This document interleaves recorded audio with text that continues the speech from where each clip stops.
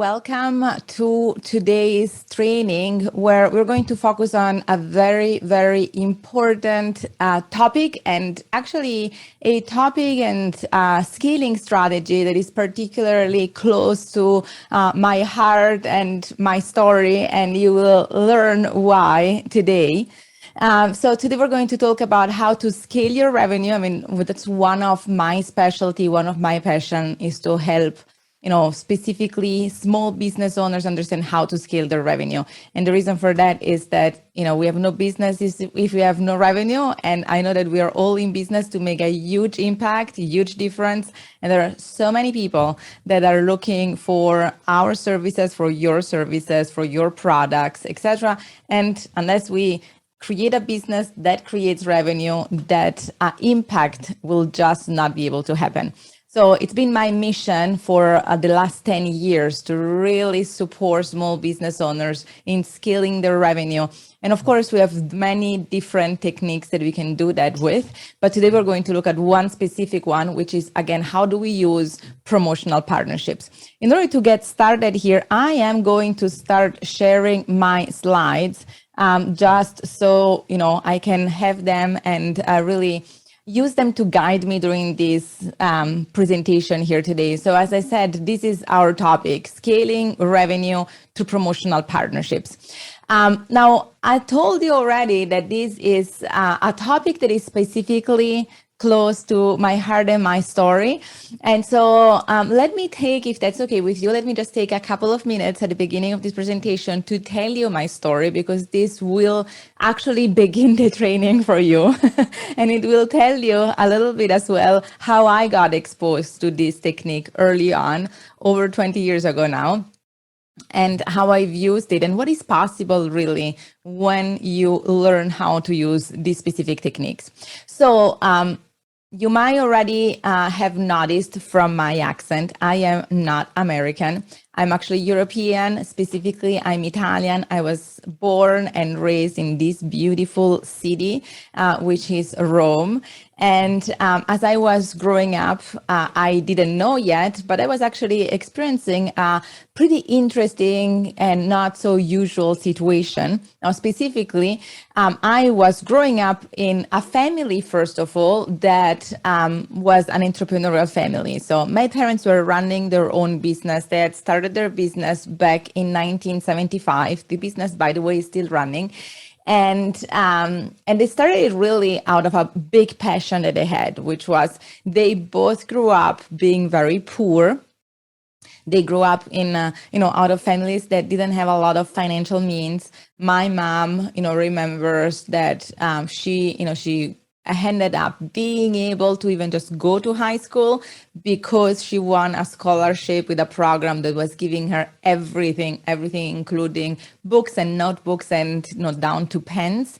And that was what allowed her to go to high school. And she was actually very, very passionate about studying, growing, and really keep educating herself, which is a passion that has kind of, she has then kind of given to me, and now I'm kind of passing it on to my kids, etc.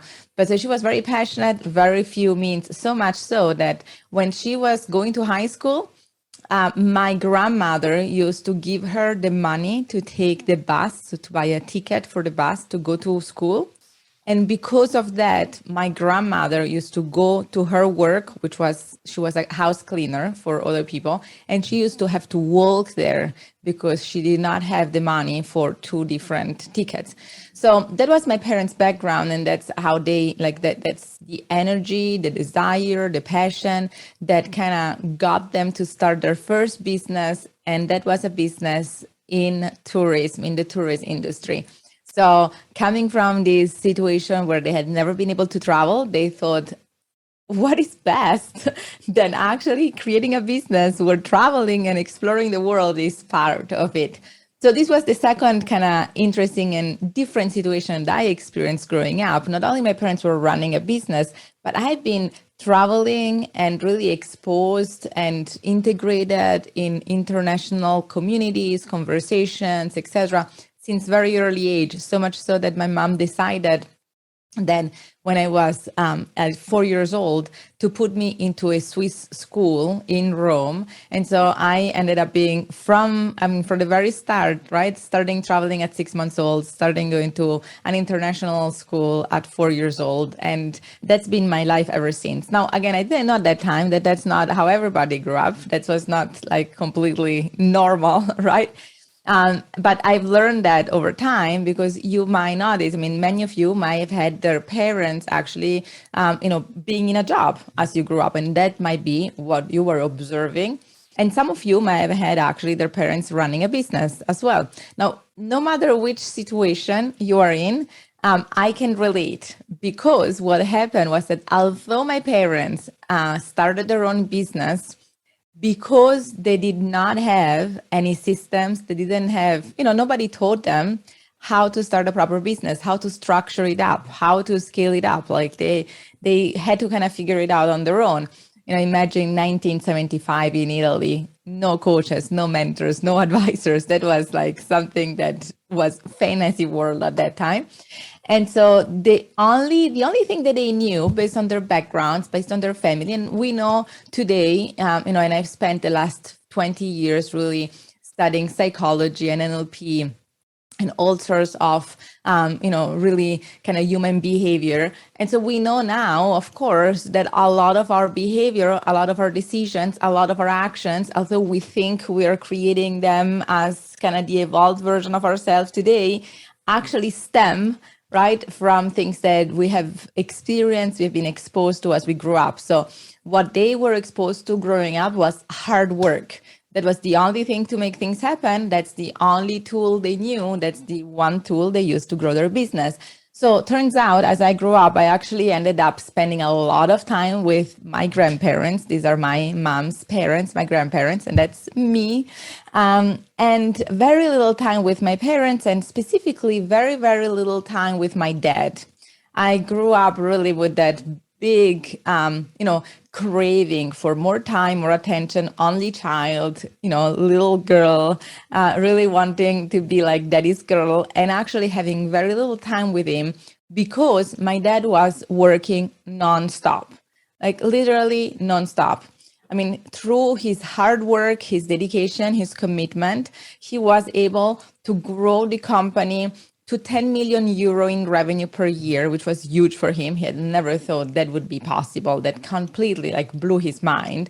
But in order to do that, he was working literally day and night. So he would wake up early, work at home normally a couple of hours before going to the office. I mean, at that time, right, we didn't quite have, remote working wasn't as, as easy as it is today. So he used to work like on paper stuff at home. I remember he would be all over the kitchen table with all sorts of paperwork. Then he would pack it all up, go to the office, be in the office until late. I mean, so late, for me especially, that he would normally come back home after I already had dinner, very often just in time to kind of say goodnight.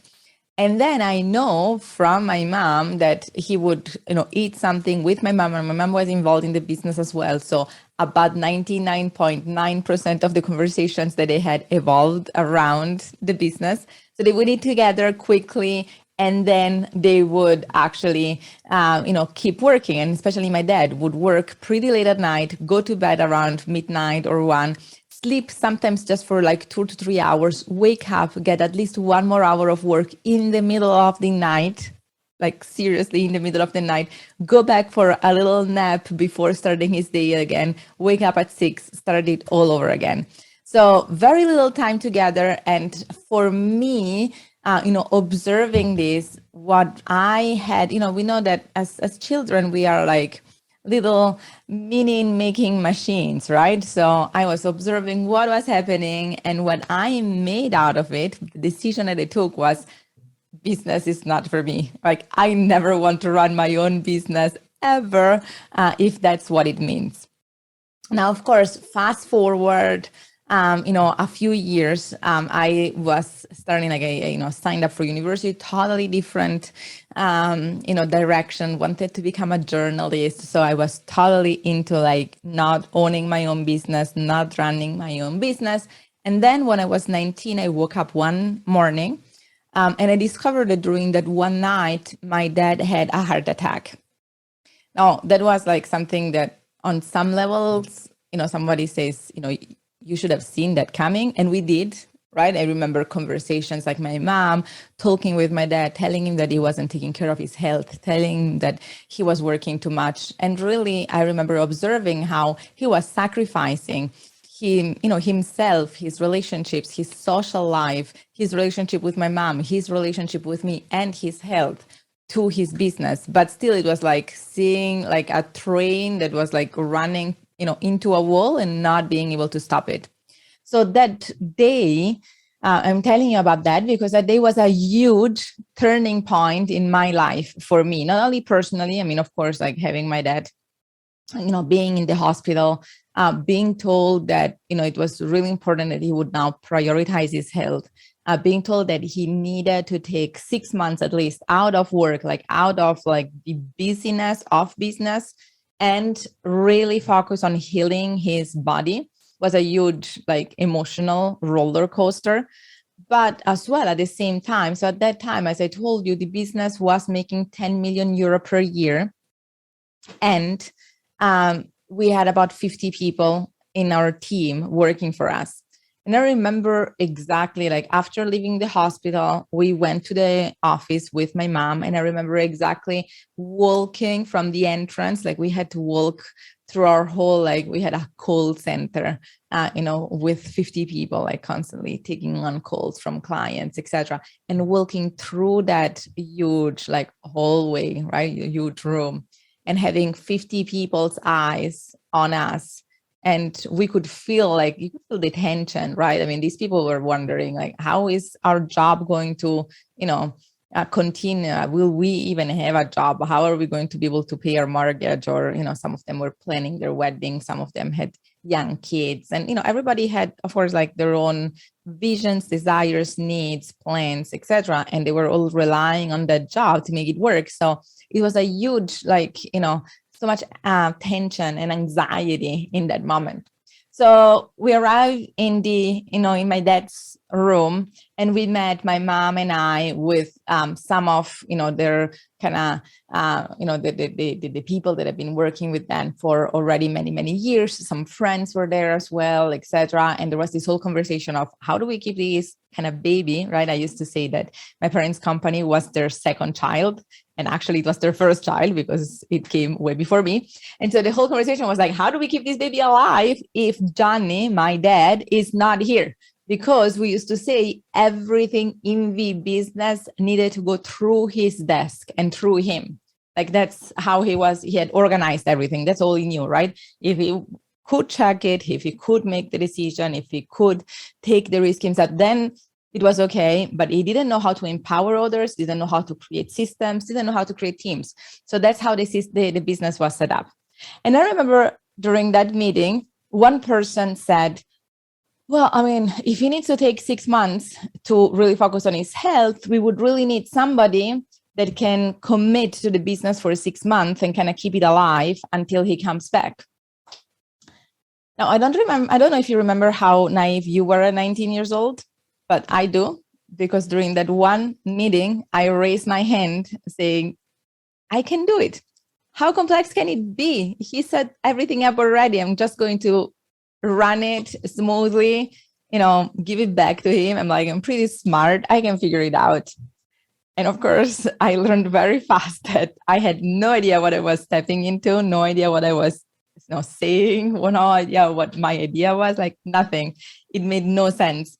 And I've learned actually very fast my first lesson in business, which is, a business is never just surviving. It's never just stable, right? Either you're pushing on the accelerator, scaling, growing, looking to get ahead, anticipating changes, etc. Or, you go very fast in the other direction and you go very fast into like, really like dying in terms of business.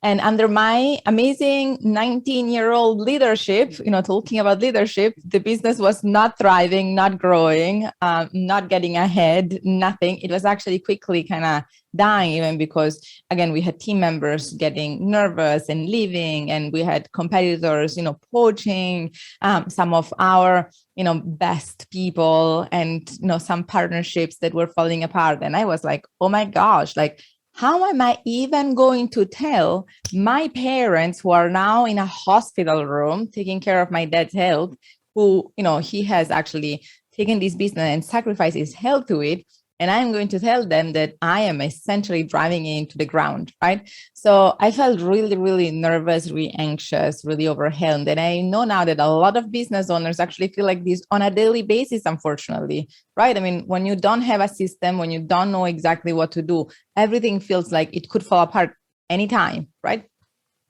And so what I did at that time, I didn't know any better. So I thought just like, well, my dad figured this out and somehow made it work. He cannot be the only one. I'm sure there are other people that kind of run businesses. So let me look inside, first of all, like around, our network, as we said. And so let me look at my parents' kind of friends. There might be a few that run a business as well. Maybe they can help me, right? So I found them, I knocked at their doors. I said, hey, my dad can't help you. He is in the hospital right now. He is taking care of his health. How can I learn from you? Maybe how can I make this work? They took me under their wings. They helped me. We kind of turned things around. I felt awesome.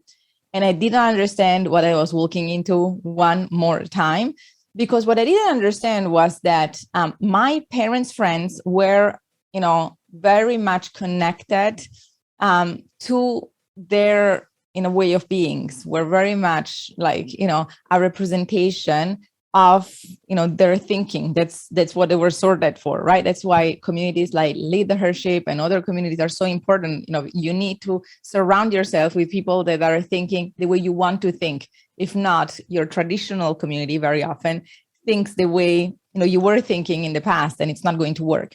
So what I ended up doing was learning how to run a business from the same exact paradigm that my dad was running it.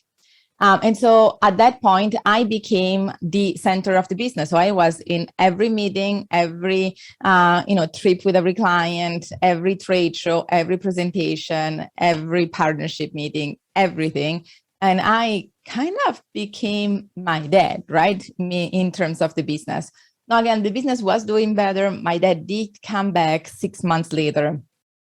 He never totally stepped back in just before I ended up running the business. He was kind of in and out, more in a supporting role, if you want, right? And we kept this business alive, and we were trying really, really hard to break through this $10 million revenue per year. And for some reason, it wasn't working. Now, what I understood later on is that it wasn't just for strategy. It was a lot of our mindset that was really holding us back, right? Because so often that's what it is. I mean, our mindset, the way we were perceiving our business and ourselves, allowed us to only consider a very small, set of strategies. Anything else, we couldn't even see it, not because it wasn't there, because it wasn't inside of our map of the world. So from that point of view, again, I was running everything. He was supporting. We were kind of trying more of the same thing, hoping that would kind of make us do this big shift, this big jump into, the multiple 8 figures per year. It wasn't quite happening. We're growing slowly. Sometimes we weren't growing at all, but we would tell ourselves where we are happy that anyway, we are staying at the same level, and the competition is getting more complex, etc. And we are still, doing great job, etc. But really, it wasn't working completely. Now that went on for a few years, until one day something else happened. That's my second kind of really turning point in my life. And the second thing actually had to do with something that was totally unrelated to business on some levels. And it's related to these beautiful animals, horses. This is actually me. I used to be a horse show jumper. Right? I used to do competitions, regional and national competitions with my horses around Italy. And that was my big passion. And also, again, I was super dedicated to the business. I was super involved. I was like really, really drained by that time, like, by this fact that, this business that was so much fun and I loved so much and gave me so much fulfillment. And at the same time had completely like sucked in my whole life, right? And there was that one thing that I was committed, I would not give up. And it was this. This was like horseback riding. I knew I wanted to keep doing it. I was like really, really fighting to keep a little window for that. And on one Saturday afternoon in March, I was in my riding school with my riding coach, preparing for an upcoming competition. And I was finishing my training, doing my last jump. And as I went there, I made a mistake, like, happens so often in life, in business, in everything, right? And that's a great thing. And I made a mistake. My horse could not do anything different. He stopped in front of the jump. I did not anticipate that one single bit. I ended up jumping myself, landing on the ground. And just like in business, in horseback riding as well, we say like falling is part of the game, right? It's one lesson of life that I now teach to my girl. Like falling is part of the game. And on some levels, it means you are really trying. So it had happened to me before. And I knew that time, it was just different. I was laying on the ground. I remember exactly, my coach came, they were asking me how I felt. And the reality was like, I felt terribly. Everything in my body was hurting. I couldn't move. I couldn't breathe. I couldn't do anything without feeling incredible pain. So much that for the first time in my life, I ended up having to call an ambulance and riding to the hospital in an ambulance.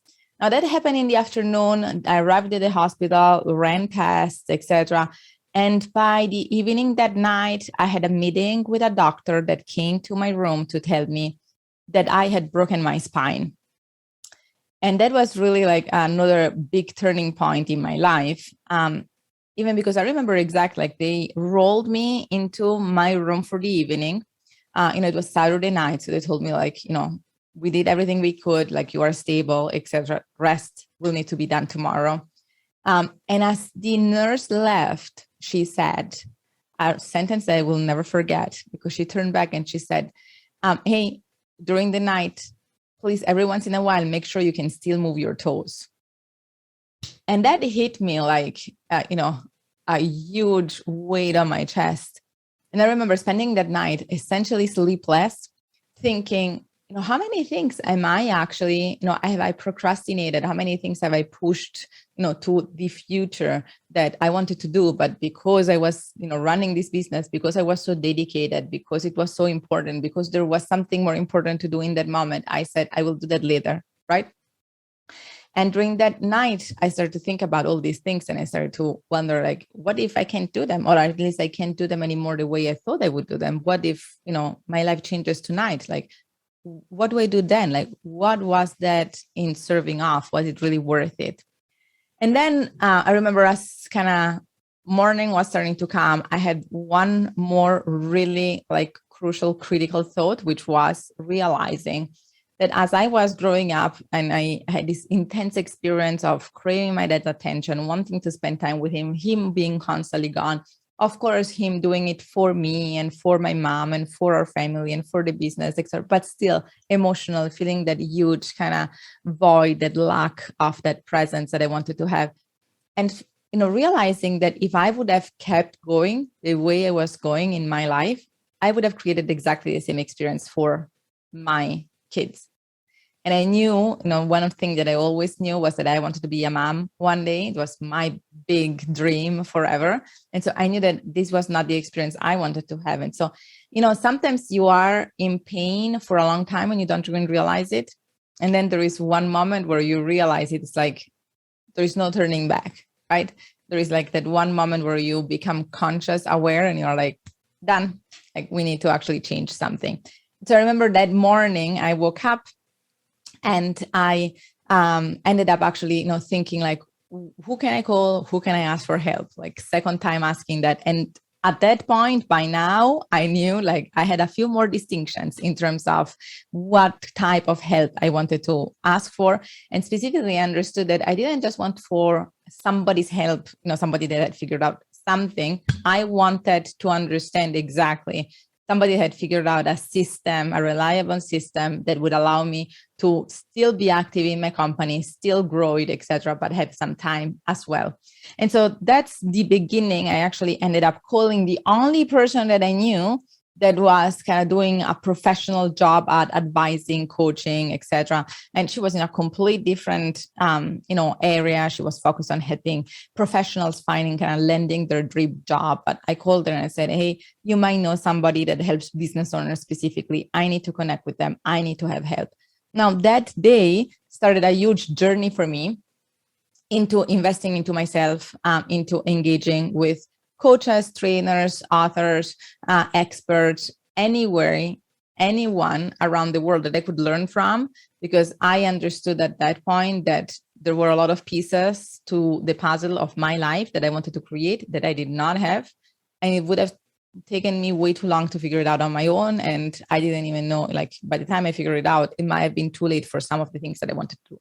So that got me on this journey. And the first picture that you see there, the first man with like a black jacket, light blue shirt, well, that is who became my very first coach and advisor in my company. I ended up working with him for 3.5 years. And during these 3.5 years, he has completely revolutionized, I must say, the way I was running my business, the way I was looking at business, the way I was relating to myself as a business owner, as a leader, as a woman, as everything. And during these 3.5 years, we ended up creating some amazing results. First of all, we were able to actually take the company and triple the revenue. That's one of actually the foundation of my passion today for helping business owners to really scale the revenue. Was that was one of the impacts that I felt, was like we were able to take the company from 10 million euro per year to 30 million euro per year. That it was huge for us. It was amazing, huge, incredible for our team. And it was incredible for our clients as well. And I could really understand like the impact that that has. It's not about money. It's never about money. It's about lives that change. It's about playing a bigger game. It's about being able to contribute in a different way. It's about being able to actually be involved in different projects, more interesting projects that really make a bigger difference in the world. So I became really passionate, understanding that if a business doesn't have a way, a path to really, make that leap in terms of revenue, they are lacking the resources that they need in order to make the difference that they want to make in the world. I was actually just reading yesterday a post from Sheryl Sandberg and another one from Mark Zuckerberg, because Sheryl Sandberg, CEO of Facebook, is leaving at the end of the summer, leaving her position after 14 years. And they were kind of talking about how when she arrived, Facebook was essentially a startup with no revenue. And she set up a lot of the structures, like a lot of the ad structure, etc., that has made Facebook become the company it is today. Part of it was creating revenue. They would not have been able to invest, create, make that massive impact in our culture. And they have changed the way we connect around the world. And they would not have been able to make that if they didn't have revenue. So it's really an important part for me that I'm really passionate about, because I've seen how this allows that change, that impact to happen. Now, not only that, but what you see here in these pictures are some of the over 25 different awards, industry-specific awards that we won during that time. And you see as well some of the logos of some of the companies that we partnered with, which is part of what I'm going to share today. I mean, Disneyland Paris opened their Paris park while I was, a child, and we weren't really working with them yet. But during that time, we closed this really critical strategic partnership for us that allowed us to grow us a lot.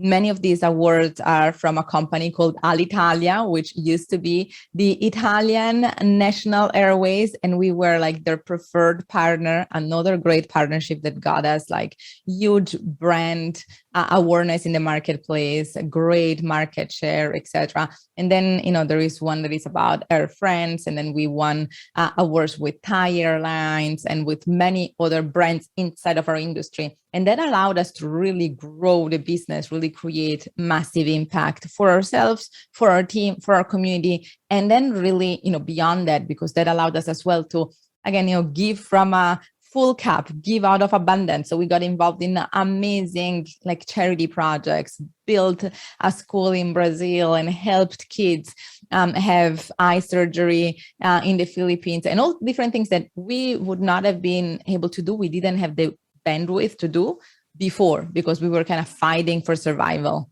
And when you're fighting for survival, you can't really give as much. You can never give from an empty cup. We say that, especially talking to women, right? We say that all the time. Business is just the same. You need to make sure that your cup is full. And part of that cup being full is your needs are met as a business. You're not, wondering whether you will survive next month.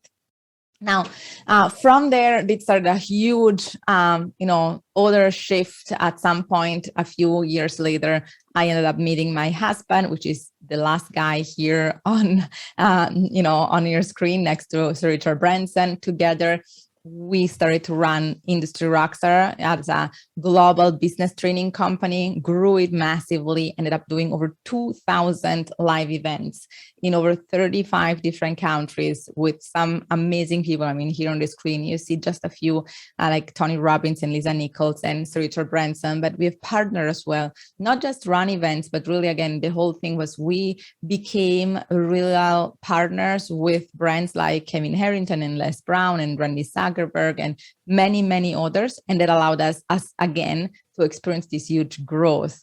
And at the same time, we partner with organizers all over the world. I was just telling Linda earlier, we are actually on the board of the biggest promotional organizer event organizer in Dubai. And that's another partnership that has come out of everything that, I'm going to teach you today. Like, how do you do that? And that is one of the reasons for our growth. This turns out to be actually one of the critical strategies for growing and scaling a company really fast. Because as you grow a company, as you experience a growth, a lot of people think, well, when I will grow this company, I will have like a lot of extra funds, extra budgets to invest. Well, it turns out it's not uncommon that in a growth or even more in a hyper growth mode, when you find yourself there, you experience the opposite, like a cash crunch. You experience actually resources on some level getting tight because you are investing so much. And so you need to understand how to create impact, how to create partnerships, how to create visibility, how to create leads, etc., in a way that doesn't impact your budget, doesn't impact your revenue or your profit, so that you can keep going while you are investing in the infrastructure and really growing your business. So that's exactly why I am so passionate about partnerships. These are some of the events that we ended up then organizing and speaking at, etc. And so promotional partnerships are really has been the foundation for me for a lot of my own personal growth. And today, a lot of the work that I do, I've dedicated the last 10 plus years to really helping business owners all over the globe to grow and make a bigger impact. And one of my personal, mission is really to help women specifically in doing that. And I've learned that there are some things that are holding us back, like of course, there are some mindset things, but there are as well some tactical things that are holding us back. For example, every small business that I've ever connected with has always felt like they would have loved to have more leads, right? That's one of the biggest conversations, especially, these days, is like, how do we get more leads?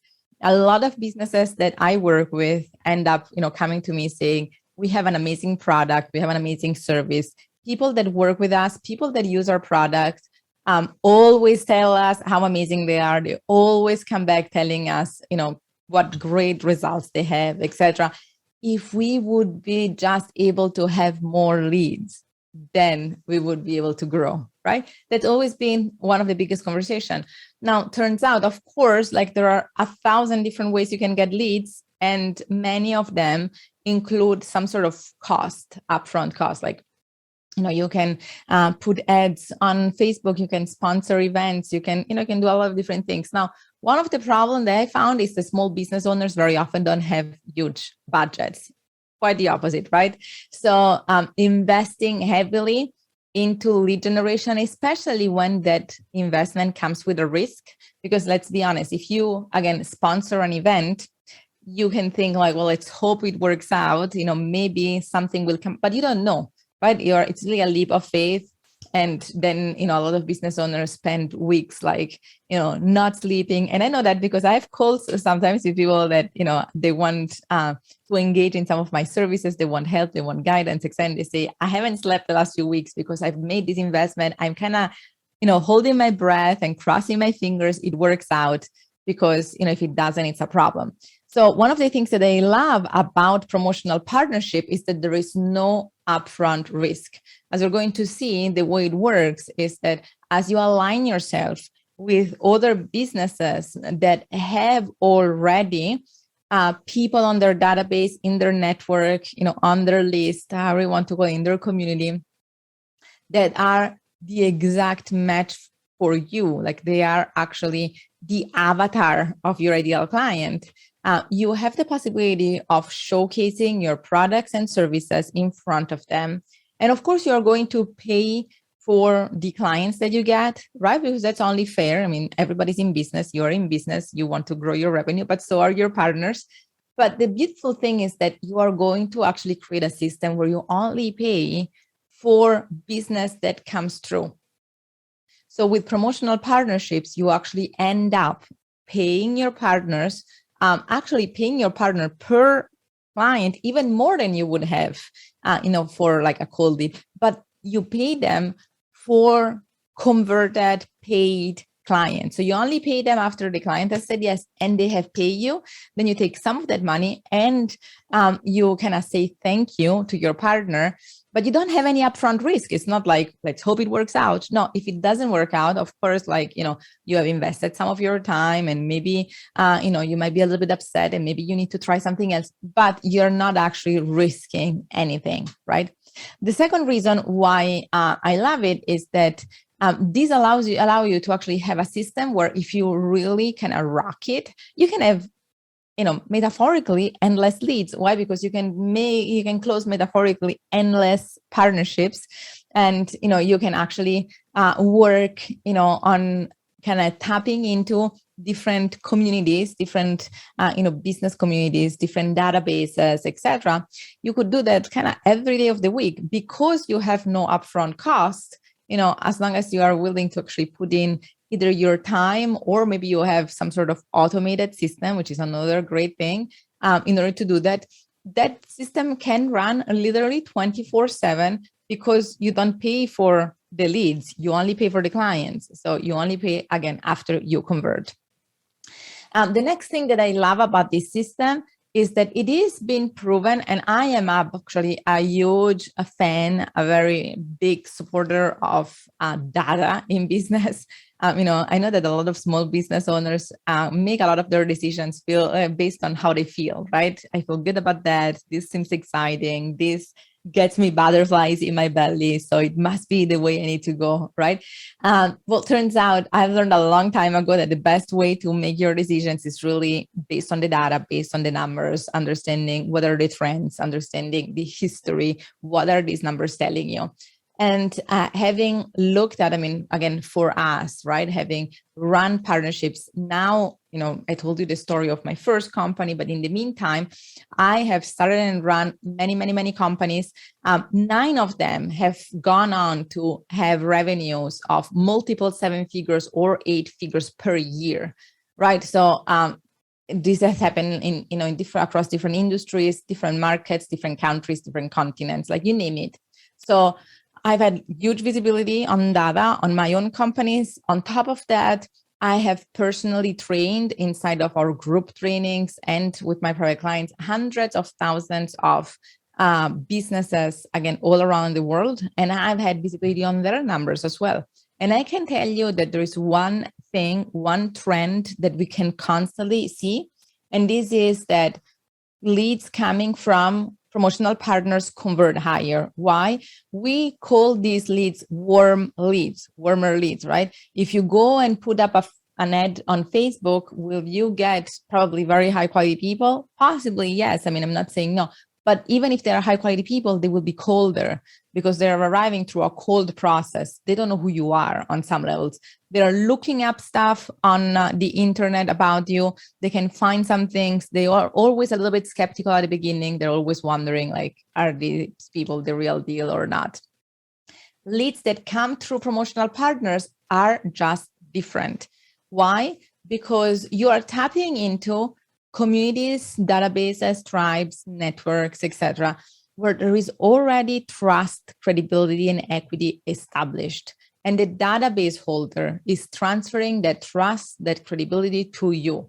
And now, in order to really make it extremely, easy and really transparent, like imagine here, right?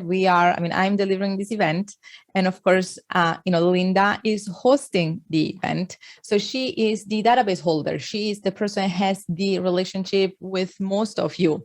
And when she introduces me, I mean, if I would just show up here starting to talk, of course, after a while, you would understand the depth of my knowledge and experience, etc. And that's great.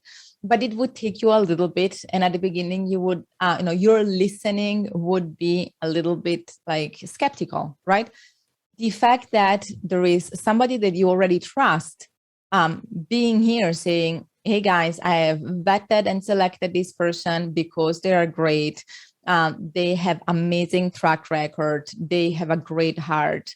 They do great work. We love the work they do. We want to align ourselves with them. You should listen. Immediately changes the game just from, just out of the gates. Now, this is true for me and Linda, but this is just an example. This is true for you and whoever you do a partnership with, right? Imagine going, starting a webinar instead of having a webinar, in front of like 10, 50, 100, 500 people that have signed up without knowing who you are, without knowing whether they can trust you. No, you actually show up to this webinar, turn your computer on, and you have somebody that these people already know, like, and trust saying, hey guys, you need to listen to them because they're amazing. You start your webinar and you have people literally like there with their full attention, being really excited about learning from you because there has been somebody already transferring the trust to you. So leads coming from promotional partnerships always convert higher. The sales process is smoother, no hard sale needed, etc., because they already want to learn from you. They already have a reason to listen to you. The next thing why I like it, the next reason why I like this process is that even if you're on the other side, so you can use promotional partnership either way, we will see. You can look at promotional partnerships if you are looking for new leads. So you can find this as a lead generation technique. So going out, finding partners, I will take you through the process in a moment. How do you do that? Finding partners and putting kind of your services and products in front of their database, converting, awesome.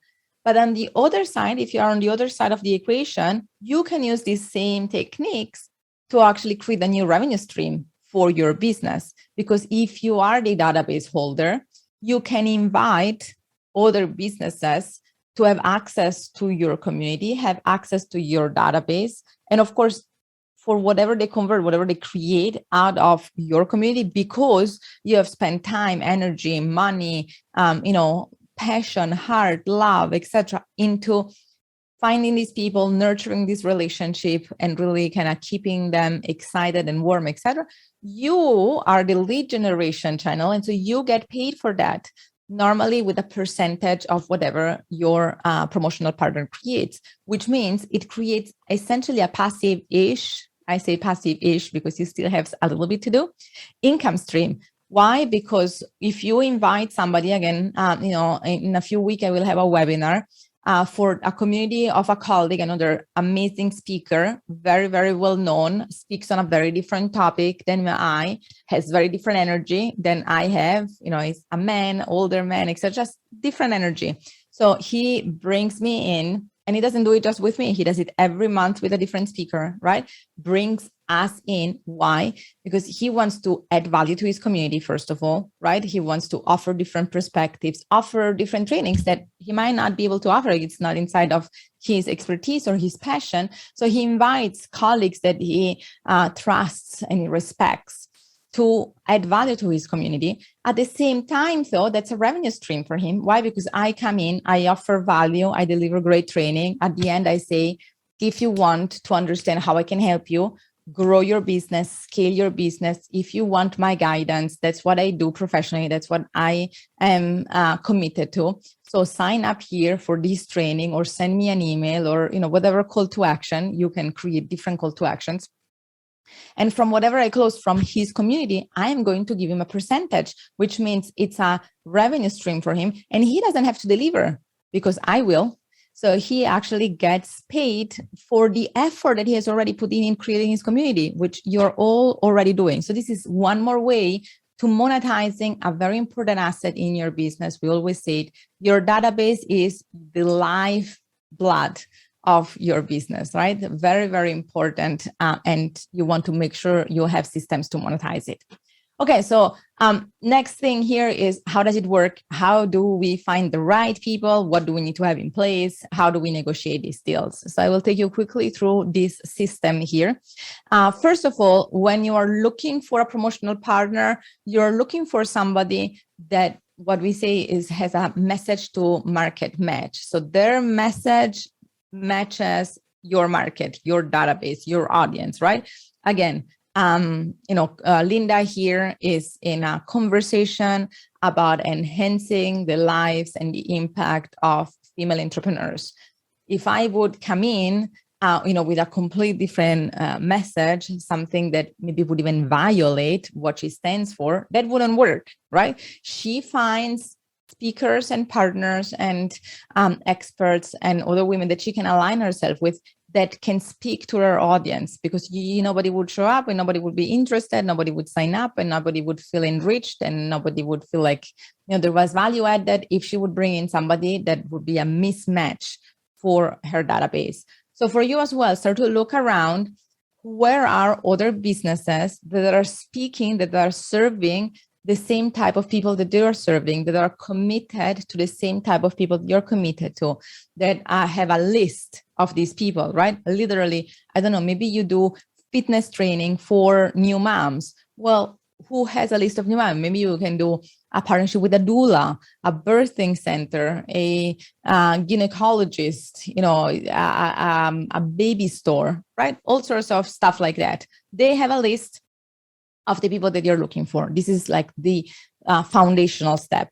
From here, though, you want to make sure, and the examples that I made, like you might have noticed that the examples that I made are non-competitive offers. So you do fitness training for young moms. You're not going to do a partnership with another fitness trainer for young moms because, well, like, why would they promote your business if they do the same thing, right? It would become a little bit of a conflict in interest. So instead, you're going to find businesses that serve the same market, but have a complementary, non-competitive offer. Again, as I said, you are a fitness trainer for young mom, you partner with the doula. You're a leadership trainer. Maybe you partner with, somebody that trains sales teams. Maybe you partner with somebody that helps company with marketing. Like, they have your potential clients on their list, but the service they offer is different, and actually it's complementary. As these people grow, as their clients grow through their services, they might actually benefit even more from your services as well.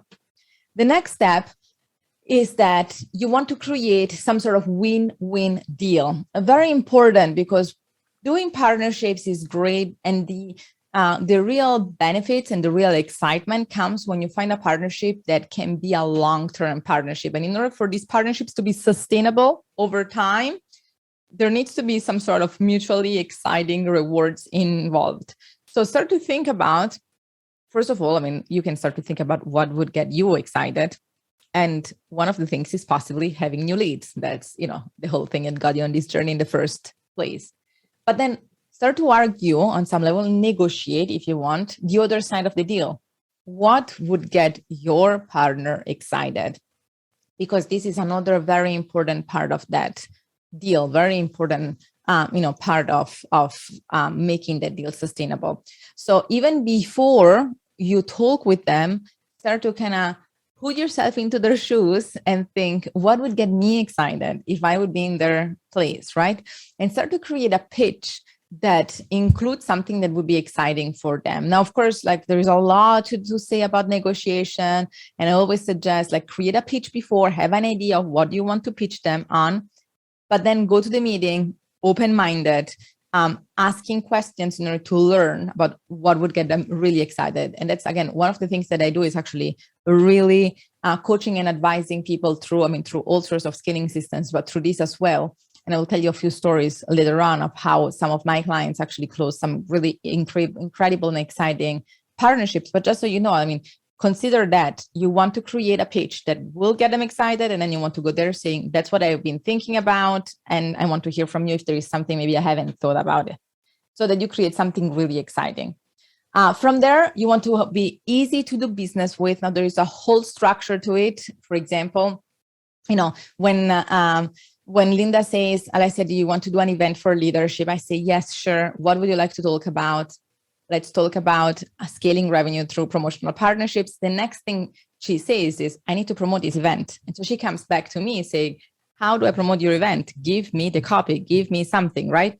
Because for every one of your partners, it would be way too effortful and sometimes like completely inappropriate to spend time in trying to understand how to position your expertise, your business, your value, etc. So you want to be ready for that. You want to actually have what we call, you can write this down, swipe copy, something you can send them that they can literally copy paste in order to promote your products, your services, your free ebook, your free event, whatever you are actually giving them to promote. You want to make it really easy for them, easy to do business with. And again, we have a lot of training on that, but this is kind of the essence, right? And lastly, you want to have some systems. So systems to track what is happening. Part of the promise is, hey, promotional partner, please put me in front of your database. I will offer my services and products. And assuming I close something, I will give you a percentage. Well, their question next is, how do we know who you close from my database? How do we track it?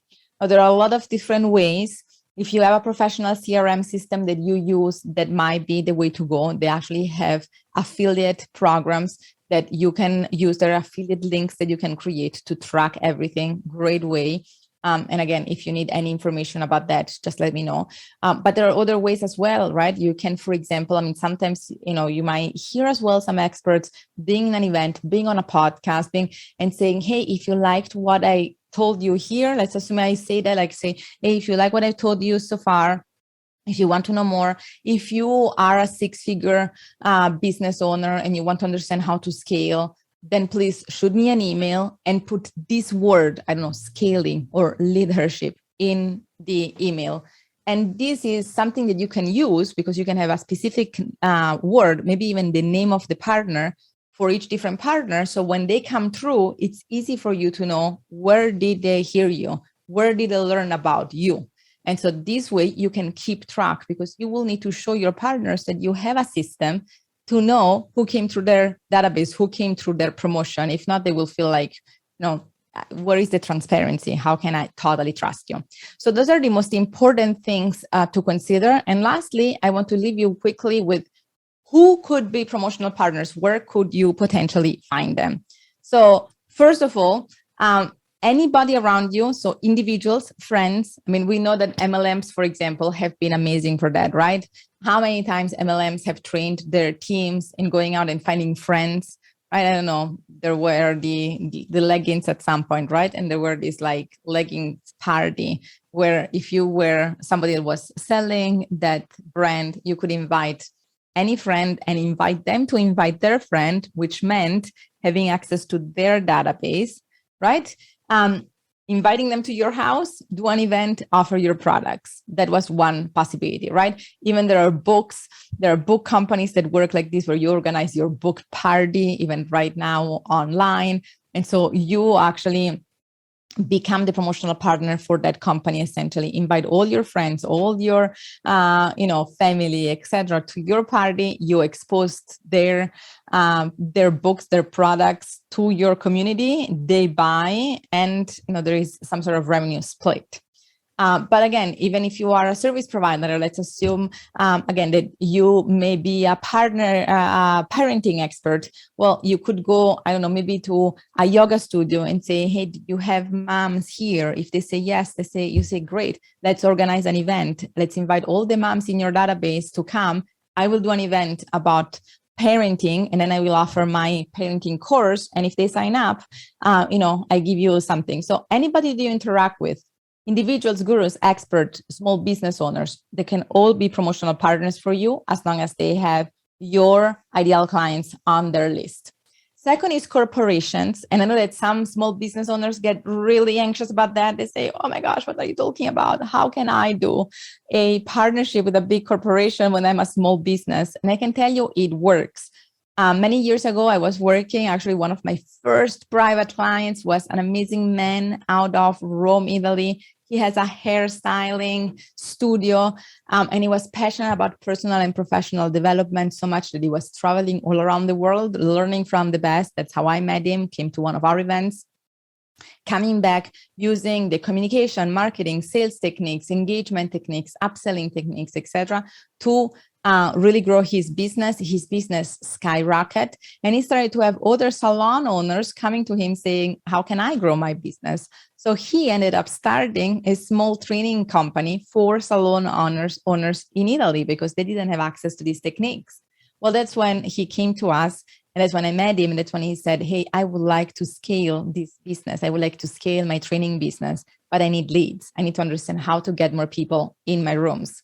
We looked through these same techniques that I'm sharing with you today. And we got here. I said, who could be a promotional partner for you? I took him through this list. And I said, can you think about a corporation that would have your ideal clients on their list? And that's when he said, well, I don't know, Alessia, maybe L'Oreal.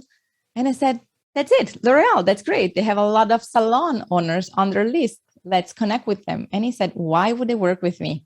I said, well, let's create this win-win situation. Let's understand what is the win-win scenario that we want to pitch them on. And of course, it was easy because as he helped these business owners grow their salons, what ended up happening is that they were ordering more and more of their own products, and therefore, L'Oreal was very happy. Ended up having a meeting with the person, being able to kind of make those decisions, rolling out a pilot program that went well. And in about 6 months, he had over 1,000 people in his rooms, and his business totally scaled really fast. Next one thing that you can think about are nonprofits. We talk about your nonprofit. We think about nonprofits so often about donating to them, which is great. Just consider they have as well a list. So you could connect with them and understand who is on their list. Is there a good fit? Is there an alignment on values? And those could be promotional partners for you as well.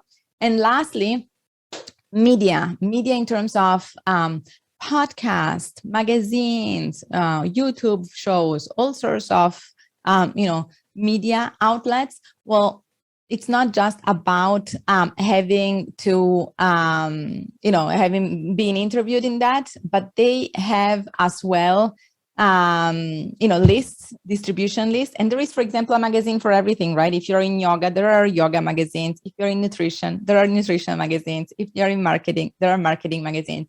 They have literally lists of people that subscribe to their content because they are really passionate about these topics. And so if this is your area of expertise, if this is your target market, you can do a partnership with them to have access to their list and therefore access databases that have been pre-qualified around the topics of your expertise, interest, and the impact that you can make. And again, this is a very, very interesting and as well critical and very successful way to reach potential clients for your business. So these are the 4 promotional partners: individuals, gurus, small business owners, like all sorts of like small database holder, but as well corporations who might have international databases of thousands, if not millions of people, right? Depending on who are you trying to reach and which corporation are you actually partnering with, and then nonprofits and media. So that actually concludes what I wanted to talk about here today. And there is so much more to this topic that I would love to share. And I know that there might be a lot of questions. Every time I actually present about this topic, I get a lot of questions. So if you have any question, like reach out to me. I would be happy to answer your questions. You can reach out to me.